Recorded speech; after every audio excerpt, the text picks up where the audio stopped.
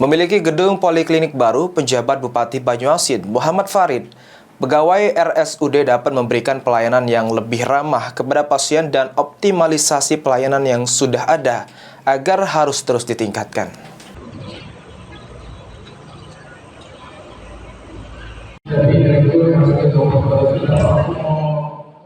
Memiliki gedung poliklinik baru, penjabat Bupati Banyuasin, Muhammad Farid, pegawai RSUD dapat memberikan pelayanan yang lebih ramah kepada pasien dan optimalisasi pelayanan yang sudah ada agar harus terus ditingkatkan.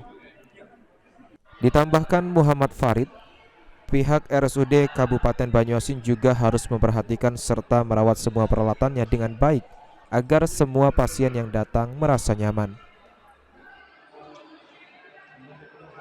Poliklinik RSUD Kabupaten Banyuasin, di mana tadi meninjau ruangan-ruangan untuk para dokter spesialis dan juga untuk pusat pelayanan. Alhamdulillah ini sudah sesuai dengan standar, sehingga nanti untuk mengisinya ke depan ini perlu diperhatikan terkait listrikannya, terus juga AC-nya, sehingga nanti listriknya bisa sesuai dengan daya yang dibutuhkan dan juga AC-nya sesuai dengan volume ruangan yang ada, sehingga masyarakat nanti yang kita layani juga bisa nyaman dalam mendapatkan pelayanan. Dan juga ke depan kita akan mensupport mengarah digitalisasi, sehingga nanti para dokter mendiagnosa, membuat resep untuk menggunakan komputerisasi, sehingga semua terekam medisnya dengan baik.